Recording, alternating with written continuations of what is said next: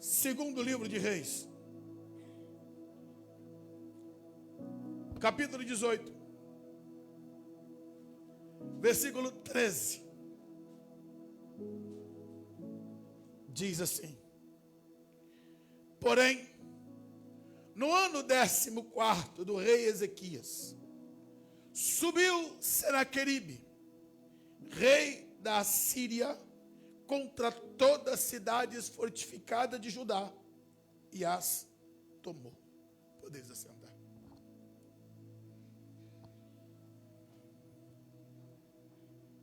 Quero chamar a sua atenção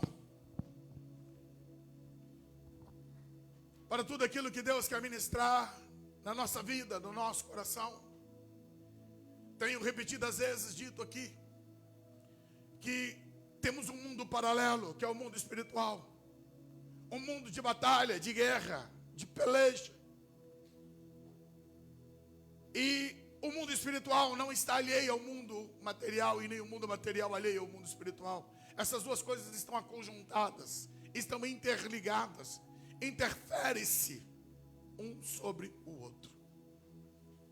E eu quero falar hoje sobre Senaqueribe, um rei arrogante, soberbo, ambicioso, afrontador. Este homem que tinha o poder nas suas mãos, ele construiu o seu império derrotando reinos, povos, tomando territórios, conquistando espaços, escravizando povos, nações, destruindo sonhos e projetos. Senaqueribe é o símbolo do poder exacerbado de homens que não temem a Deus. Eu olho para Senaqueribe e vejo esse poder escravizativo que ele teve comparado com o poder dos demônios. É exatamente isso que os demônios fazem. Escravizam as pessoas, roubam as suas liberdades. Senaqueribe, ele conseguiu lograr êxito sobre vários e vários povos e nações. E antes de nós chegarmos aqui ao rei Ezequias, irmãos, deixa eu abrir um adendo aqui para você. O que é livre-arbítrio? O que é essa coisa chamada livre-arbítrio? Há um grande problema concernente a dois campos doutrinários, chamado calvinismo e arminianismo. Nós, como Assembleia de Deus, temos uma linha doutrinária arminiana. O que significa isso, pastor? Nós cremos que Deus deu a todo ser humano o poder de escolha, chamado livre-arbítrio. Para o calvinismo não existe livre-arbítrio. Eles entendem que a soberania de Deus decretou, determinou que todas as coisas já estão estabelecidas desde o princípio. Com isso, não sei de que forma, eles tentam imputar aos homens as suas responsabilidades, sendo que eles vivem debaixo de um decreto. Eles têm uma programação, estão programados para os seus atos. E por isso, eles foram predestinados a isso. Mas eu quero falar do que nós cremos. Deixa eu dizer para você. Todos nós, eu e você, temos o livre-arbítrio. Porém, uma coisa você não pode esquecer-se. Deus, ele continua sendo soberano. Ele manda, desmanda e comanda. O fato de eu e você ter livre-arbítrio não significa dizer que Deus deixou de ser Deus. Porque a acusação que os calvinistas têm para nós que cremos no livre-arbítrio é de que quando você diz que o homem tem poder de decisão, você tirou a soberania de Deus. Isso não é verdadeiro. Você só tem a livre escolha sobre a tua vida. Você não decide pela vida dos outros. Você não tira Deus do governo. E é sobre isso, irmãos, que essa mensagem tem a ver. Escuta. O poder pertence a Deus. O domínio pertence a Ele. Ele deu aos homens os seus poderes de escolha. E as escolhas humanas mediante essas escolhas, tem se desenvolvido todo esse processo de sociedade civil. Por isso vemos cada vez mais o caráter sendo deturpado, vemos os padrões morais sendo destruídos. Mas isso não é programação de Deus. Deus não programou um mundo ímpio. Deus não programou homens sem caráter. Deus não programou homens imorais. Os homens imorais que hoje existem são decisão deles. Isso não faz parte do projeto de Deus. O fato do homem ter poder de decisão não coloca ele na isenção de ter que prestar conta. Um dia, eu, você, todos nós vamos ter que prestar conta de atos, pensamentos, ações, motivações. Tudo que nós fizermos aqui, um dia teremos que prestar conta diante de Deus. Senaqueribe, ele tinha o poder na mão. Ele tinha o governo. Isso levou a ele a uma posição de subestimar o Deus verdadeiro de Israel. Ele fez algo que é o inimaginável. Israel foi rasgado em dois reinos: reino do norte e reino do sul. O reino do norte se tornou um reino ímpio, tendo como primeiro rei Jeroboão. E eu preciso só apenas resumir como introdução, irmãos, para entrarmos na mensagem. O reino do norte, diante de todos os reis que lá estiveram, todos eles foram ímpios. Todos eles andaram pelo caminho da idolatria, do pecado. E isso deu uma sentença de decreto de Deus. Deus estabeleceu que eles haveriam de ser punidos pela desonra deles ao Senhor. O reino do sul teve reis ímpios, sim, mas teve muito mais homens que temeram a Deus. O reino do sul estava aliançado pela aliança que Deus fez com Davi. Por isso Deus estava guardando a casa de Judá, o reino do sul. E voltando então a Senaqueribe, no ano 722, Tiglat-Pileser pegou o reino do norte, levou cativo os moradores de Samaria. E aí começa a história dos samaritanos. Levou os moradores ali para outros lugares e trouxe homens de outras nações e colocaram para viver em Samaria. Pastor, quando é que o reino do norte voltou do cativeiro? Nunca mais voltaram. Se perderam. Mas o que era isso? É apenas o poder de Samaria? O poder da Síria? Não. Havia uma punição de Deus. E por isso Deus permitiu que eles passassem por aquilo que passaram. Por causa da permissão de Deus, por causa dos seus pecados. Mas isso inflou o ego de Senaqueribe. Fez com que ele entendesse que ele podia fazer aqui na terra o que quisesse. Irmãos, e infelizmente, existem inúmeras pessoas, homens e mulheres, que acham que são um dono do mundo e que podem fazer o que quiserem. Escuta, eu não estou falando de presidente, de governadores, eu não estou falando de homens poderosos, eu estou falando de homens simples, pessoas simples, que ainda assim têm a petulância de achar que elas podem fazer qualquer coisa e vai dar nada. Como assim não vai dar nada? Tem um governo lá em cima, tem um Deus lá em cima, tem um Senhor absoluto lá em cima.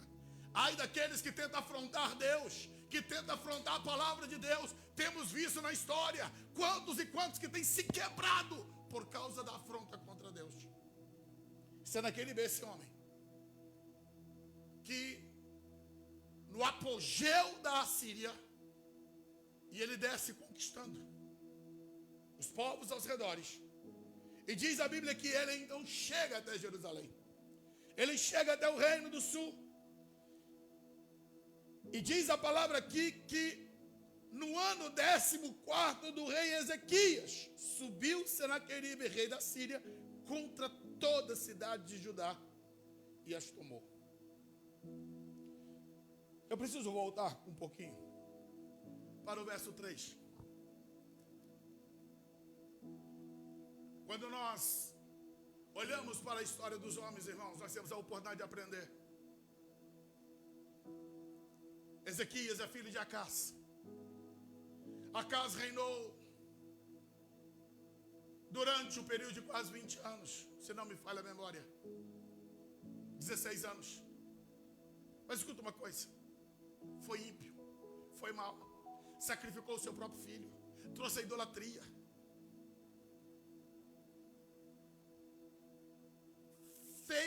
abusou e lambuzou-se do pecado.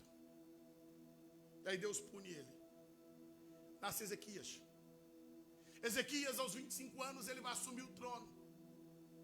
E diz a Bíblia que este homem fez o que era reto aos olhos do Senhor, conforme tudo que fizera Davi, seu pai. Quando você lê a história de Ezequias, que está narrada em 2 Reis, está narrada em 2 Crônicas, e está narrada lá em Isaías. 3 livros traz a história desse rei. Mas foi um homem que escolheu servir a Deus.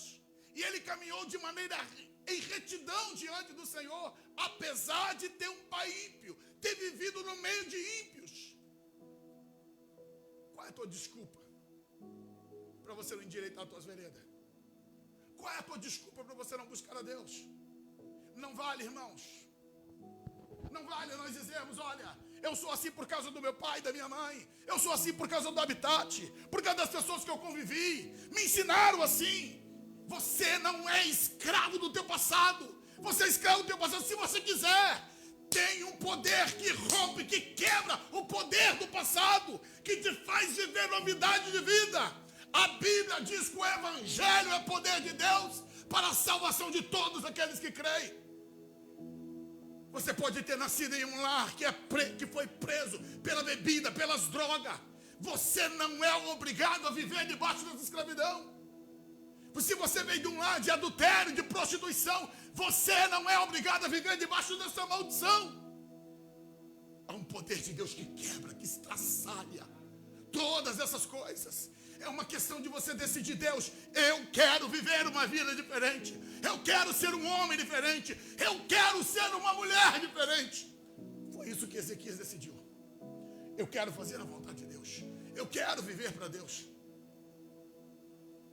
E exatamente isso que ele fez. Ele foi alguém que viveu uma vida reta. Ele foi alguém que restabeleceu o culto a Deus na nação de Judá. Tem algo que ele fez que eu considerei algo muito forte, irmãos. Coloca para mim o verso 4, Michel. Olha o que diz. Ele tirou os altos. Ele quebrou as estátuas. Ele deitou abaixo os bosques. O que ele está fazendo? Quebrando os princípios de idolatria. Os cananeus, eles consideravam que os bosques, a deusa Acera, era cultuada, era um poste ídolo. E ali formava-se em locais de adoração, de culto a Deus. Era a deusa da fertilidade. E estava tudo envolvido com prosperidade. Não é muito diferente de hoje, não. As pessoas fazem das tripas coração para poder ser próspero. O que importa é prosperidade. Não importa como chega lá. Os fins justificam os meios. E a nação de Israel entrou por esse caminho. Queria prosperidade e estava afim de qualquer coisa. Não importa quem manda, não importa quem chega. Ezequias quebrou tudo isso. Ele saiu arrebentando com todo esse campo de idolatria. E fez mais, irmãos. Olha o que a Bíblia diz.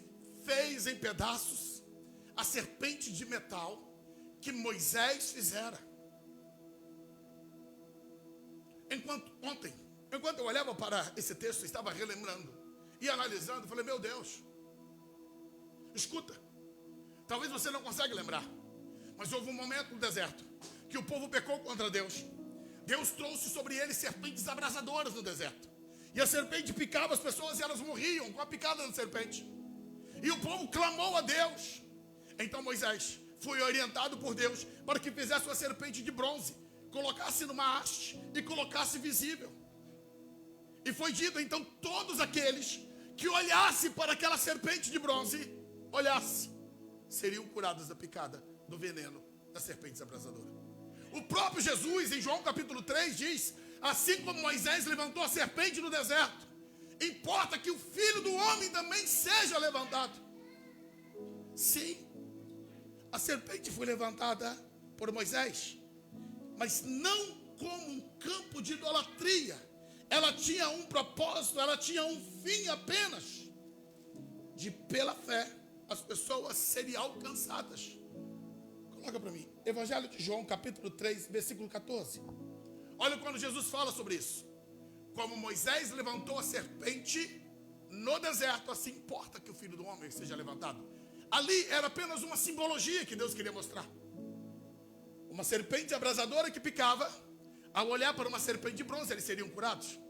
Quando Jesus ele se encarnou, a Bíblia diz que aquele quem? Jesus, que não conheceu o pecado, Deus o fez pecado por nós. Jesus ele se fez pecado, ele não pecou, ele se fez pecado para assumir o meu e o teu lugar. Então era um prospecto simbólico. Vamos voltar para 2 Reis 18:4. Mas o que nós temos aqui, irmãos? Nós temos um gravíssimo problema. Que quando Moisés saiu do Egito, 1450 a.C.,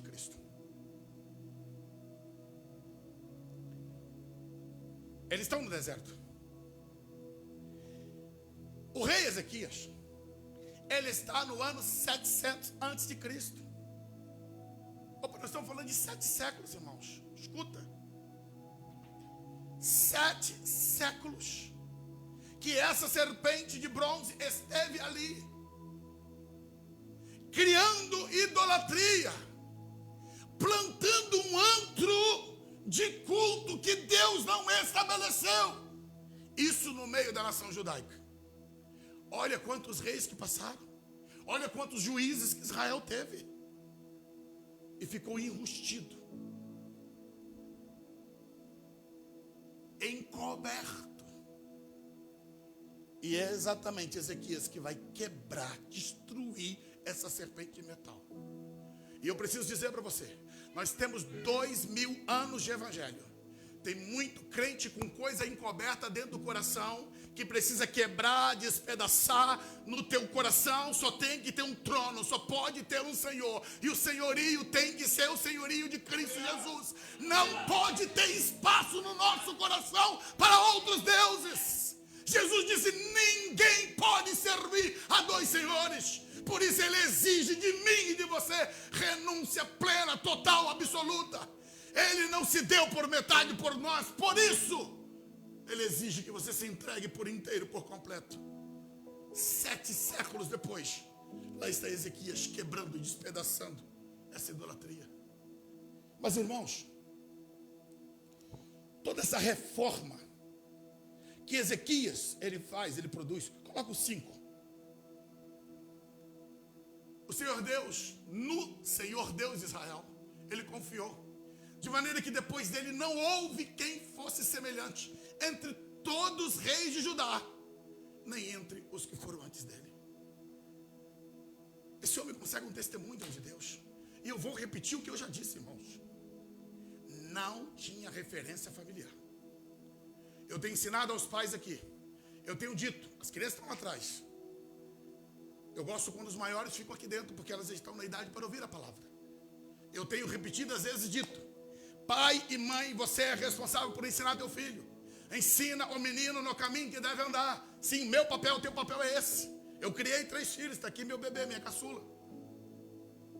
Mas já está com 20 anos.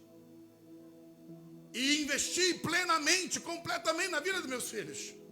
Meu filho mais velho tem 31 anos de idade. Hoje eu tenho uma neta. E eu oro e me preocupo com a formação dela. Mas escuta uma coisa. Não dá para sobreviver mais a desculpa de algumas pessoas de dizer o que eu estou repetindo. Eu não fui criado num lar cristão. O meu lar, pastor, o senhor não sabe o que acontecia também. Concordo, eu não sei. Mas eu digo para você, o evangelho transforma tudo. O evangelho muda tudo. Domingo passado eu preguei aqui sobre Maria Madalena, uma mulher que era possuída por 7 demônios, que foi mudada, que foi transformada, e a vida dela nunca mais foi a mesma. Se você se entregar plenamente para o Senhor, há um poder que liberta, há um poder que transforma, há um novo escrever de história, que aquilo que ficou para trás, irmão, não tem como comparar com aquilo que Deus faz atualmente e que vai fazer lá na frente. É o poder de Deus que nos transforma. E esse homem é a prova viva disso. o templo tinha sido fechado e ele abre e retorna o culto, faz uma grande reforma. Quem sabe é isso que Deus quer fazer no seu coração hoje? Uma reforma, reformar teu coração, reformar os princípios, valores, resgatar os princípios de Deus, voltar o temor a Deus ao coração, expurgar, lançar fora tudo aquilo que não agrada ao Senhor, tudo aquilo que te impede de ter um relacionamento mais profundo com Deus. Mas agora aí entra a questão, que nós temos também dito aqui: o fato de você caminhar com Deus não significa dizer que você vai estar isento de problemas, de lutas, de dificuldades. Para mim, esse texto bíblico é um dos episódios que mais marcaram o povo de Deus no sentido de batalha. Por quê? Porque mesmo Ezequias tomando os caminhos certos, diz a Bíblia que ele rompeu com a escravidão que a Síria implantava. Bota o verso 7 do capítulo 18. Diz assim, assim foi o Senhor com ele. Para onde quer que saía, se conduzia com prudência. E se rebelou contra o rei da Síria e não serviu. Porque o pai dele tinha feito acordo com a Síria. E Israel era tributário, pagava tributos. Mas Ezequias confiou em Deus e chega, acabou. Se eu estou servindo a Deus, não vou mais. E ele rompe. 14 anos. 14 anos de governo se passaram. E aí a Síria chega. A Síria vem cobrar uma comanda. Vem atrás. E diz a Bíblia aqui que a Síria, o verso 13 agora, de novo, onde nós lemos no início, que a Síria, ela vem e toma as cidades fortificadas de Judá.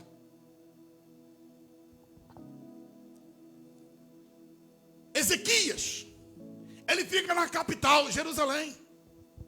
Jerusalém, ela é plenamente fortificada, quase que intransponível.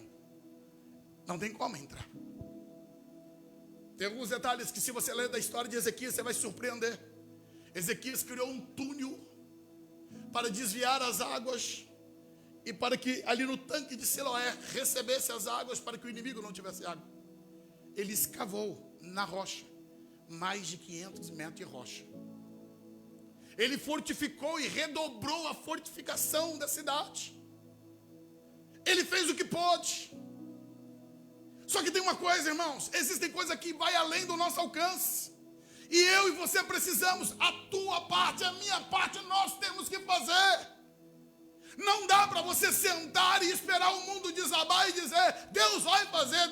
Sim, Deus faz aquilo que compete a Ele, mas aquilo que é a tua parte, você tem que fazer. Por isso a Bíblia diz: vigiai e orai. Cadê um telemóvel?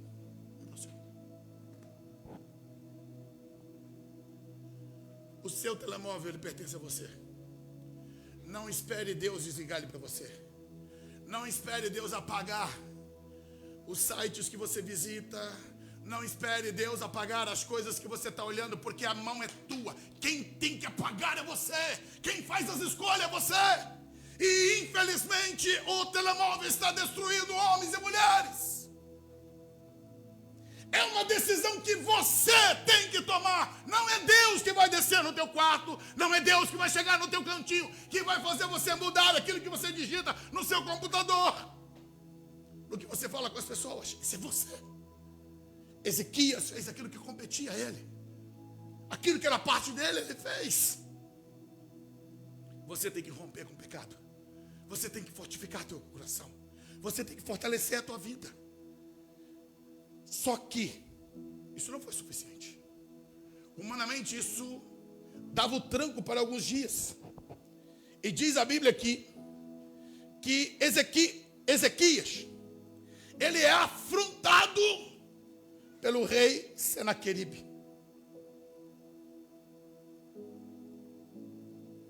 No versículo 17, diz a Bíblia que o rei da Assíria,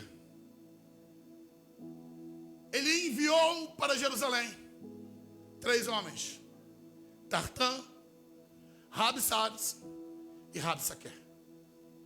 Rabsaque, talvez um dos homens mais alto-oficiais, comandantes da Síria, se tornou o homem afrontador de Judá.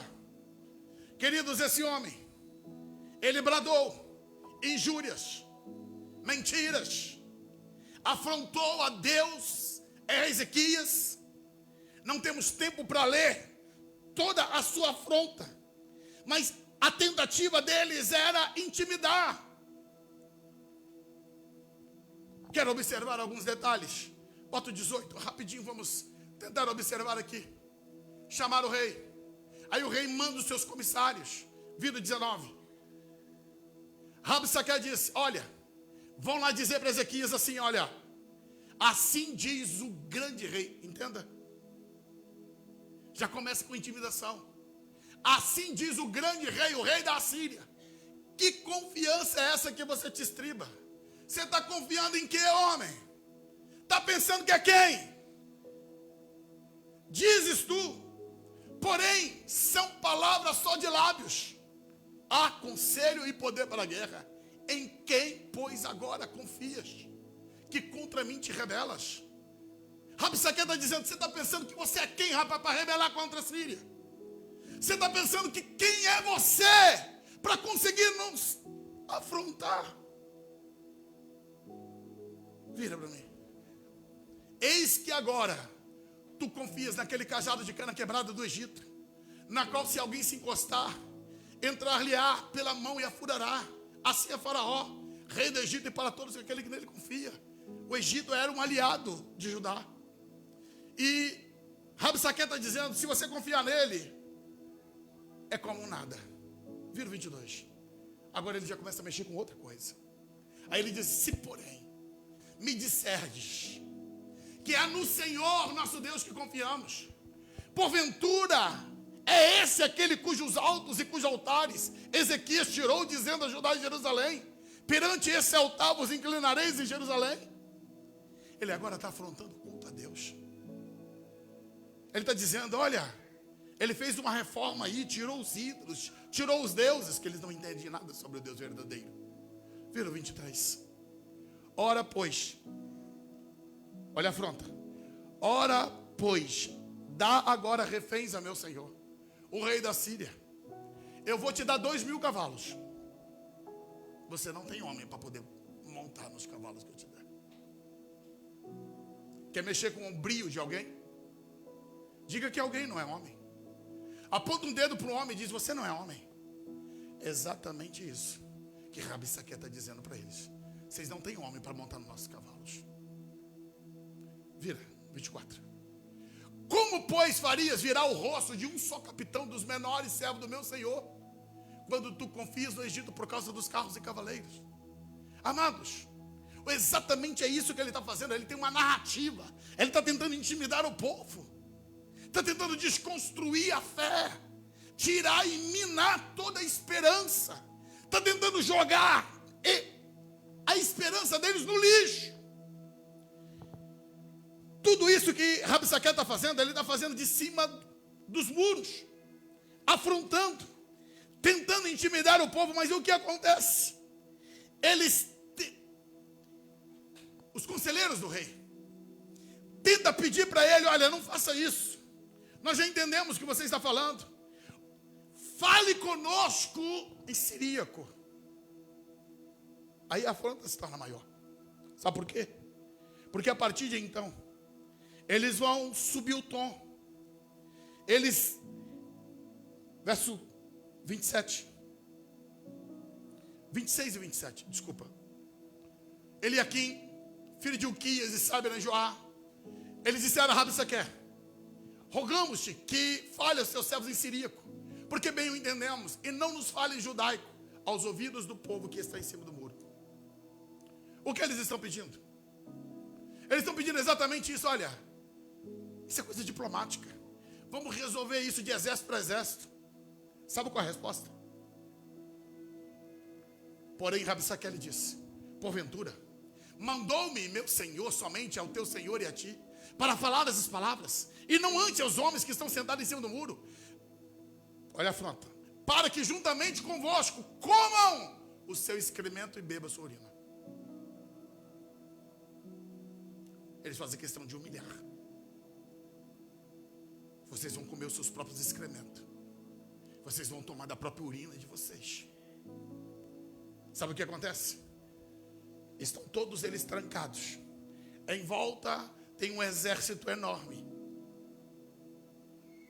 E esse homem está gritando, está bradando. O que vai acontecer?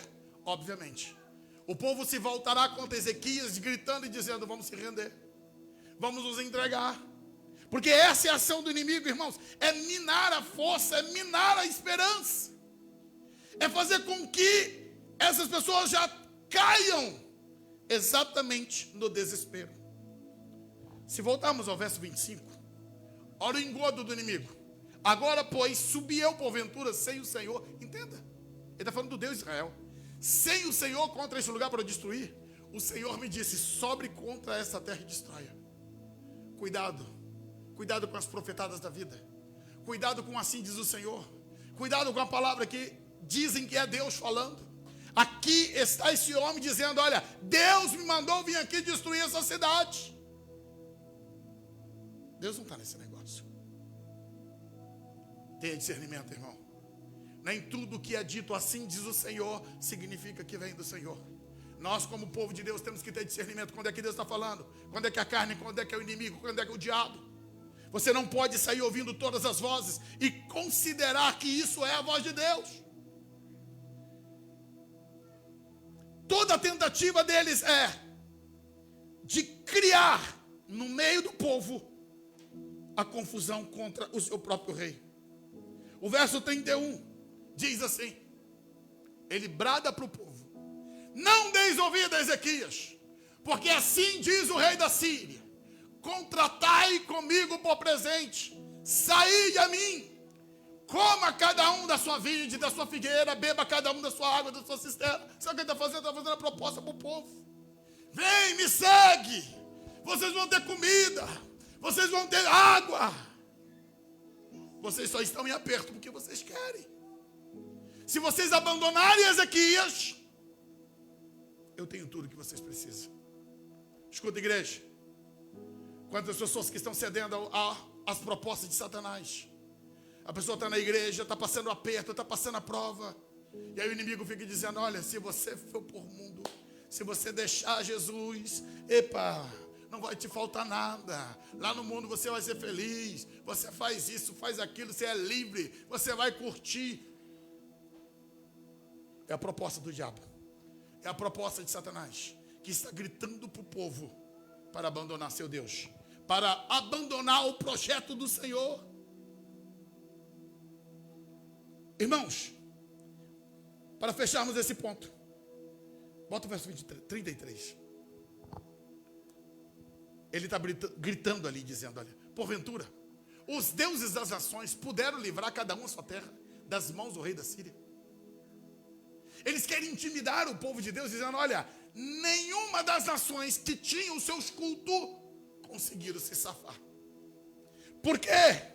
Porque a Síria é mais poderosa do que os deuses. O 34 diz: o que é feito dos deuses de Amate e de Arpade? O que é feito dos deuses de Sefarvaim, de Rena, de Iva? Porventura, livraram a Samaria. Aí é afronta, irmãos. Samaria é capital do norte, capital de Israel. Quem é o Deus de Samaria? É o mesmo Deus de Judá. É golpe baixo do diabo. É quando o inimigo diz: olha, não tem aquele crente que era fiel. Olha o que aconteceu com ele. Olha o que aconteceu. Esses são golpes baixos do inimigo. E toda a tentativa dele é exatamente essa: roubar a fé. Todavia, verso 35. Quais são eles? Dentre todos os deuses da terra que livraram a sua terra da minha mão, para que o Senhor livrasse Jerusalém da minha mão. Eles estão afirmando categoricamente: vocês não vão ser livres. Eu vou pegar vocês. Eu vou destruir vocês, igual eu fiz com a vizinhança de vocês inteira. Qual é a reação de Ezequias, do povo e dos seus enviados? Verso 36. Porém calou-se o povo e não lhe respondeu uma só palavra, porque mandado do rei havia, dizendo, não lhe responderei. Aprenda a ficar em silêncio. Não responda a afronta. Não responda os ataques de Satanás. Aprenda o silêncio, engole seco. No linguajar brasileiro lá, nós temos uma frase que diz assim, que tem momento que você precisa engolir sapo.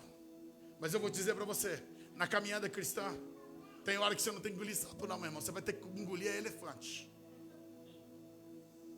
Mas se cala. Deixa por conta de Deus.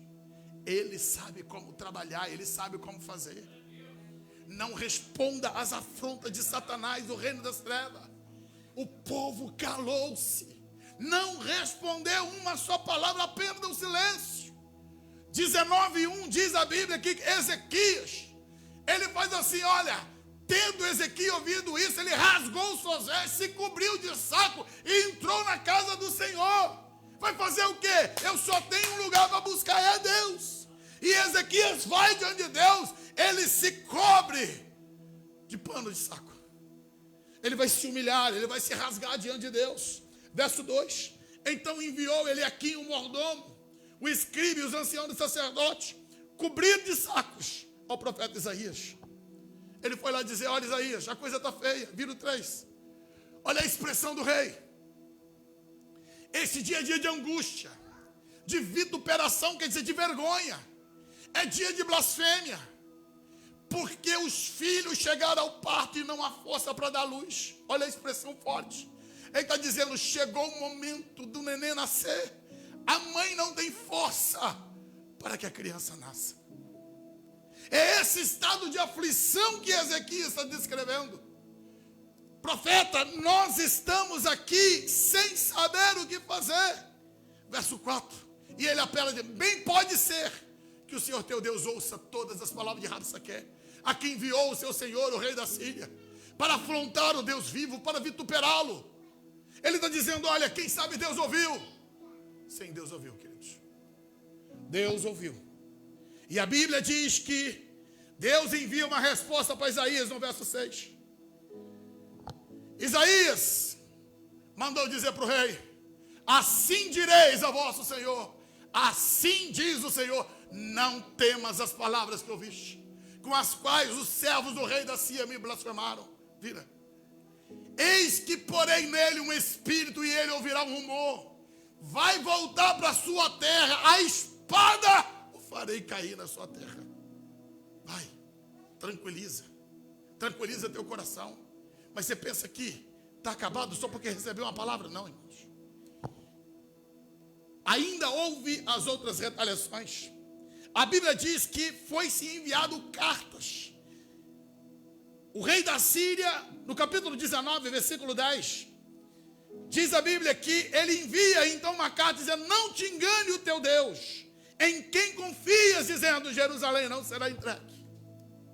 A carta afrontativa. Não se engane não, nosso tempo já não permite.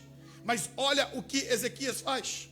Verso 14, ele pega as cartas, recebendo pois Ezequias as cartas, leu elas, ele foi para a casa do Senhor, estendeu elas diante do Senhor e disse, está aqui as cartas, Deus.